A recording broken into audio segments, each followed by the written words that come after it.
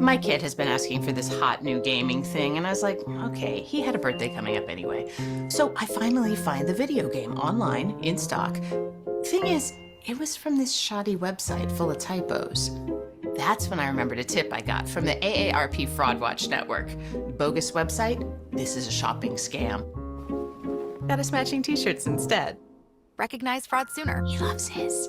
so your money lives longer. The younger you are, the more you need AARP.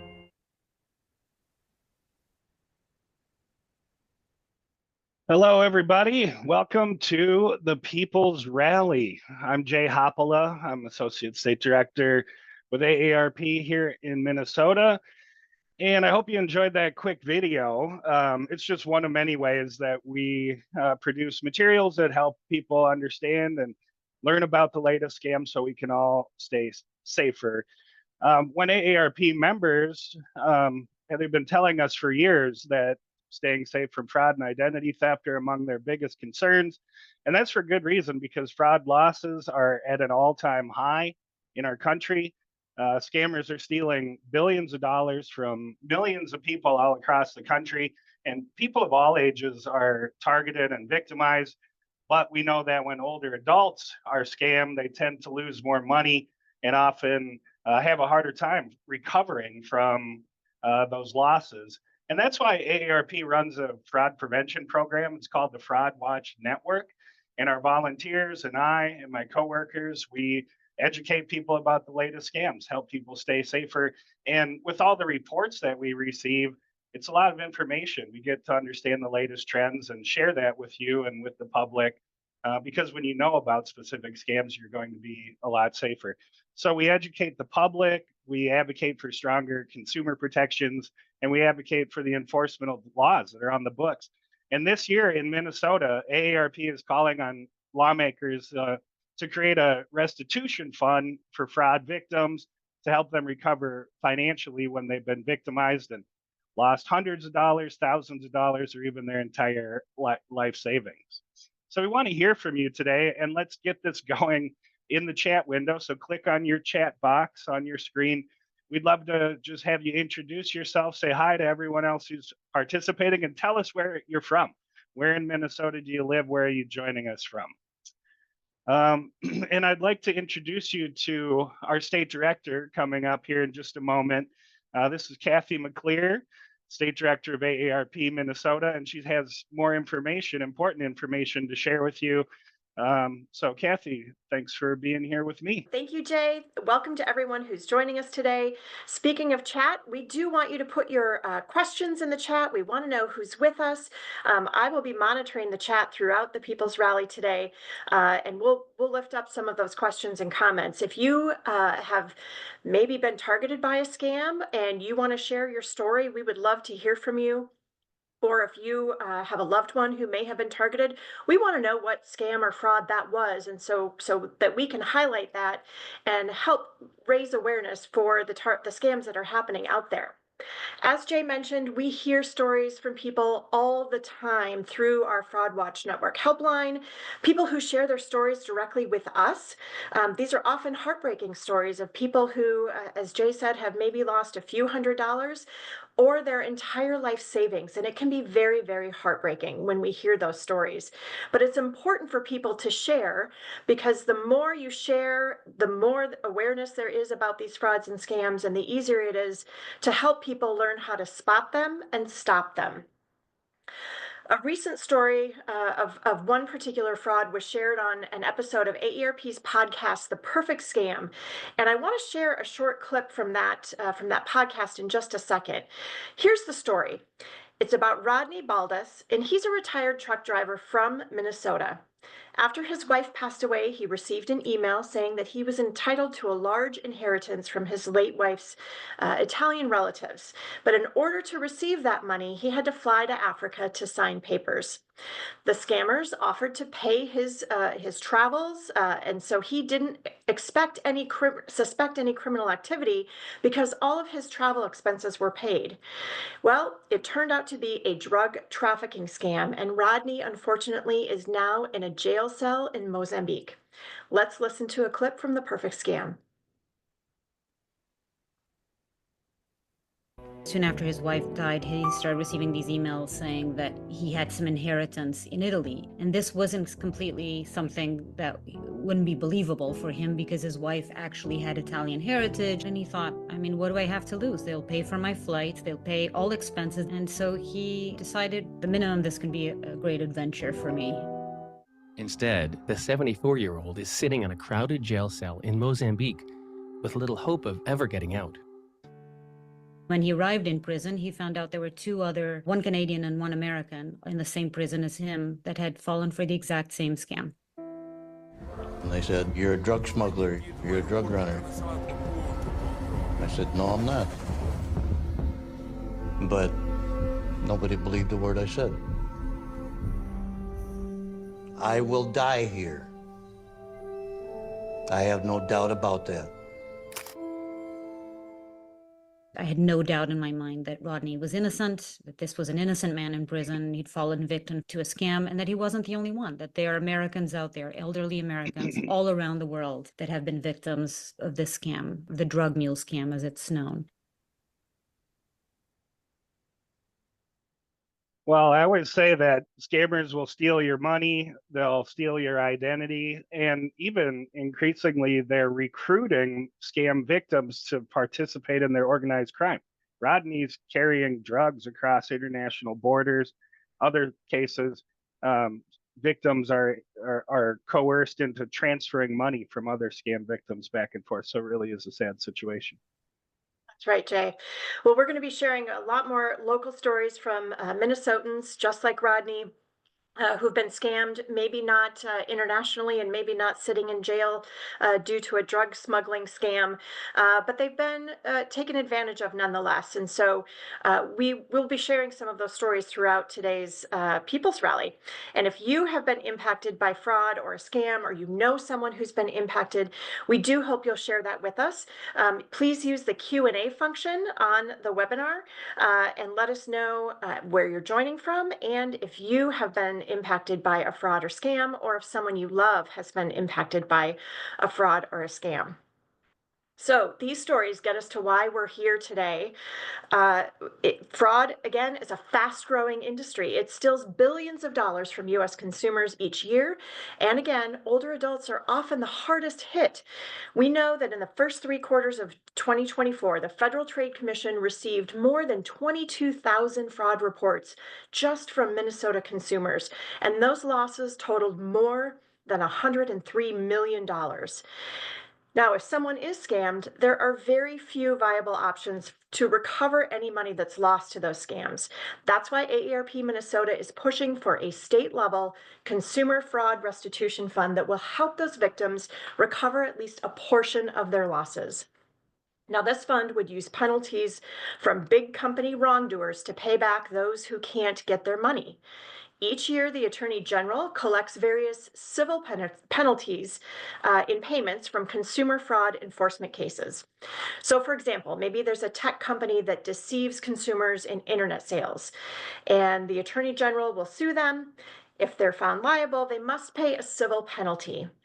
Once the victims of that particular situation are identified and they are paid, the money collected is used to compensate them. And in most cases, there are excess funds that come with these civil penalties. The restitution fund would be financed by these excess civil penalty payments that are already coming in. Oftentimes, those civil payments, any excess payments after the victims have been compensated, goes into the state's general fund. We would like to use a portion of those excess penalties to help refund fraud victims to help them at least recover a portion of their losses. We know that someone who loses hundreds of thousands of dollars may never be made whole, but at least they will be able to recover a portion of what they lost. We also know that fraud often goes unreported.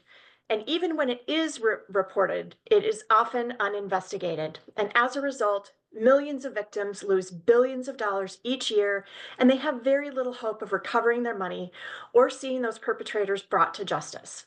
We believe this Consumer Fraud Restitution Fund would help motivate the Attorney General to sue the scammers, help victims recover their money, and encourage scam victims to report crimes.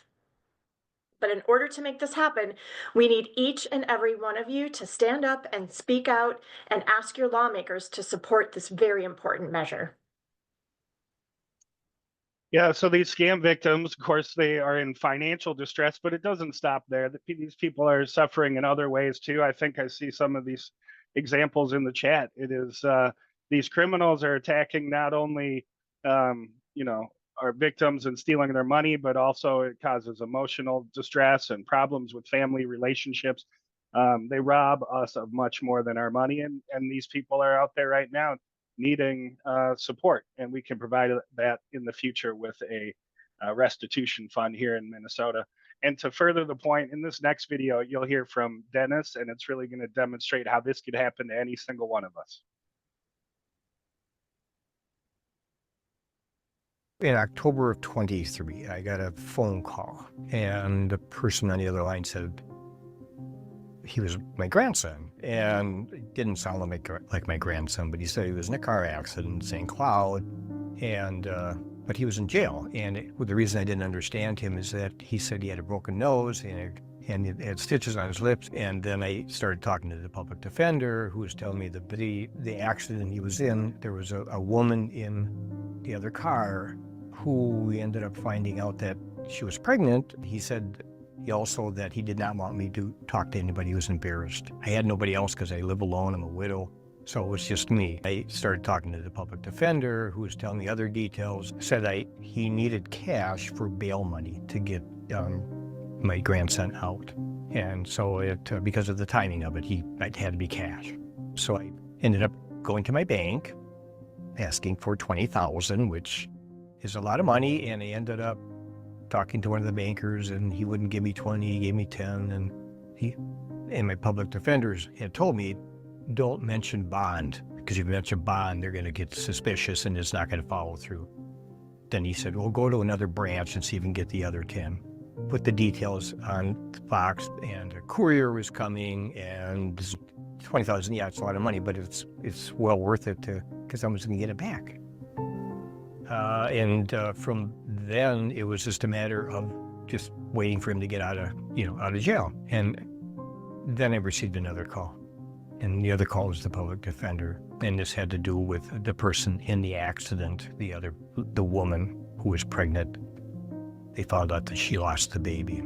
So by losing a baby, things changed, and he was going to be charged with manslaughter. She wanted to settle for money instead of the manslaughter. They had to come up with another $15,000, which I scrambled for that, didn't have enough. That's when I went to my brother and got cash from him, and I had to go to my credit union the next day to get the rest of it.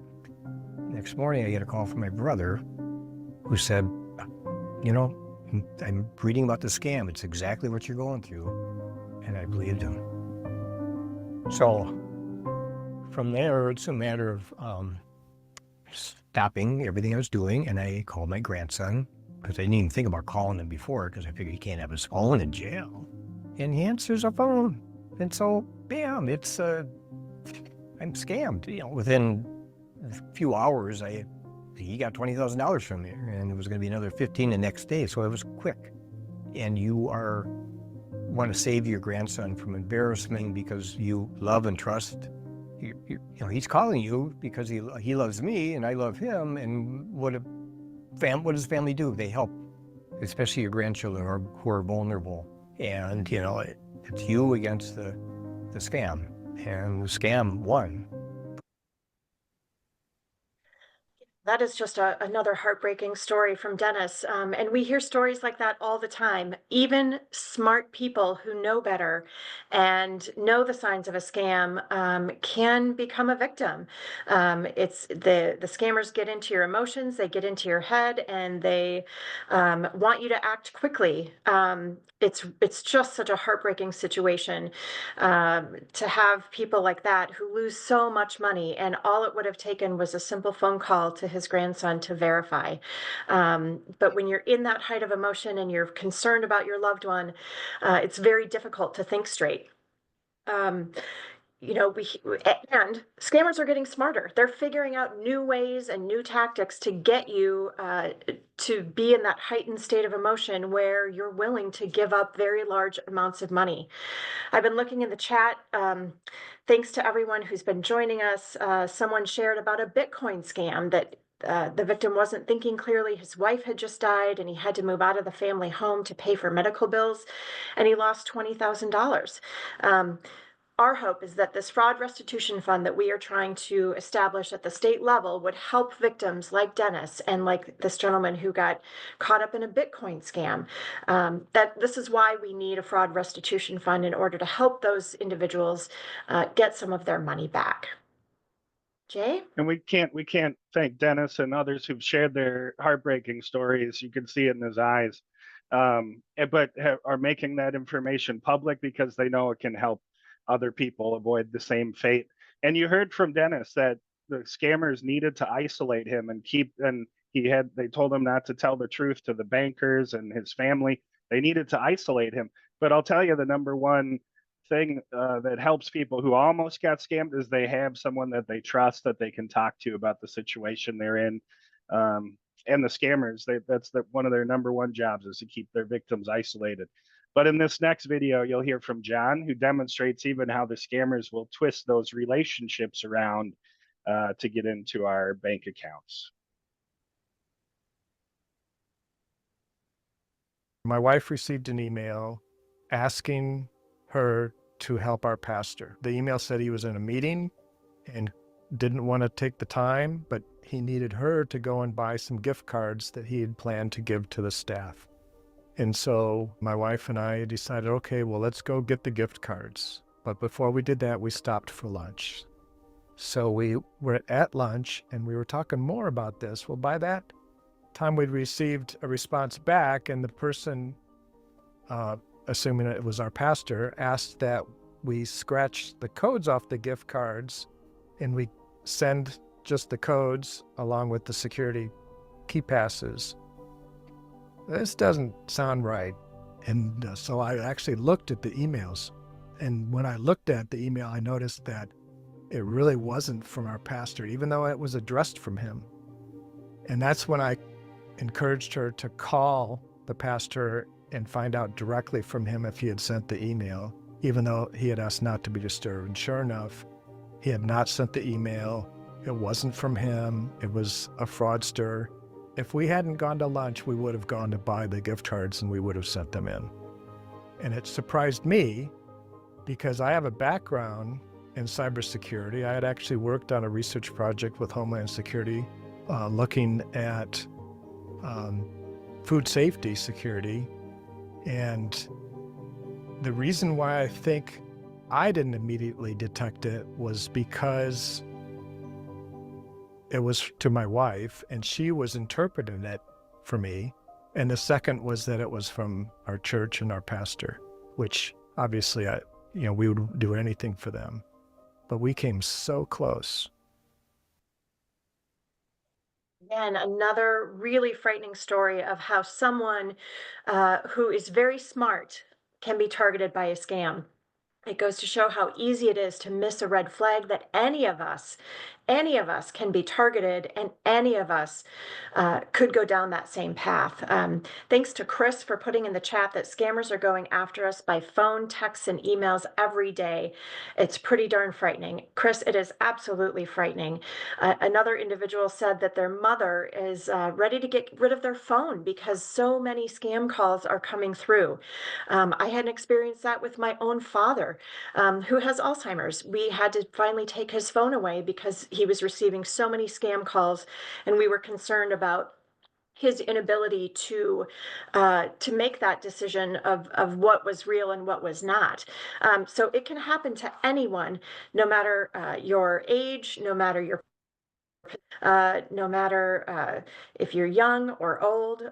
Some AARP research, we have AARP research that has showed that young people are maybe more frequently targeted by scams because they aren't as alert and vigilant, and maybe haven't learned all the tips that we've learned through our years of wisdom. But we also know that older individuals can lose more to frauds and scams, sometimes up to their life savings. And that's why this Fraud Restitution Fund is so important, because anyone can be targeted and it can happen to anyone. Jay mentioned earlier that the AARP Fraud Watch helpline is available to anyone. You don't have to be 50 to utilize those services, and you don't have to be an AARP member to utilize the Fraud Watch network hotline. We want to make sure that people have those resources so that if you have been targeted or been a victim of a scam, you have the tools that you need to help you recover. You can find out more about the AARP Fraud Watch Network at aarp.org/MNFraud. It has great resources, tips on how to spot scams, just like John and his wife, when they realized that the appeal from their church didn't actually come from their church. It was someone posing as their pastor to try to get them to buy gift cards. And they were fortunate enough that John and his wife, they took the time to think about it. They took the time to look at what was being asked of them. They took the time to call their pastor and verify. And when their pastor said, no, this didn't come from me, it saved them from losing thousands of dollars through that gift card scam. So we do hope that folks will take advantage of the Fraud Watch Network resources that we have. Call the Fraud Watch Network helpline if you have been a victim of a fraud. Those folks are volunteers. They have hearts of gold, and they have the knowledge and the resources to help you through that very difficult situation. So we hope folks will take advantage of those resources that we have. We also have volunteers. Many of our fraud fighter volunteers are on this webinar today. We appreciate them joining us and weighing in the chat. We do a number of presentations throughout the year, helping educate people on those red flags and what to watch for to help protect yourself and your loved ones. So we want to give all of you a very heartfelt thank you for joining us today. We have some more information on the Fraud Restitution Fund that we'll share with you just shortly, but I do want to thank you for joining us today. The stories we've heard today remind us of why we are advocating for this Consumer Fraud Restitution Fund, and Jay's going to tell us a little bit more on how people can take action. Yes, with all these fraud stories that we hear about, the experiences that you've had, it can feel hopeless. We can feel powerless when your phone is ringing off the hook and you feel like you may need to not even have a phone anymore. You look in your email inbox, you go on the internet, you can feel powerless against all these scams, but we're not powerless. We're AARP, and our power with our state lawmakers depends on you. It depends on our members. You are hundreds of thousands of Minnesotans who the lawmakers are elected to work for you. And we've done it before with countless policies that we've passed through the Minnesota legislature, and we need to do it again. People are suffering because of their financial losses due to all of these scams. It's out of control, but we need to get help for the people who've been victimized.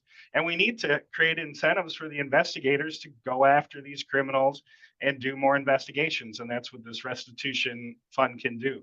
So if you don't see it yet in the chat window, there will be a link, and you can click on that link right now as we finish up the webinar. It's going to open up a new screen on your computer where you can use our technology to send a letter directly to your lawmaker. Tell them that you care about fraud victims, and it's hundreds of thousands of people in Minnesota who've been victimized and lost money. You care about them, and you care about having some help for them, and you think that this restitution fund is something that we need. We can achieve this, but we have to take action, like it says right there on your screen. We need AARP members to contact your lawmakers and use our form to do that. It's very simple. So thanks again to everyone who shared their stories and will continue to share their very personal stories about being victimized in this way. And thanks for joining us, and thanks for taking that action and contacting your lawmakers. again for being with us today. We appreciate your engagement. We appreciate hearing the stories. By you sharing your stories, we can get this done. We can pass a Consumer Fraud Restitution Fund here in Minnesota. So thank you again for joining us, and have a wonderful day, everyone.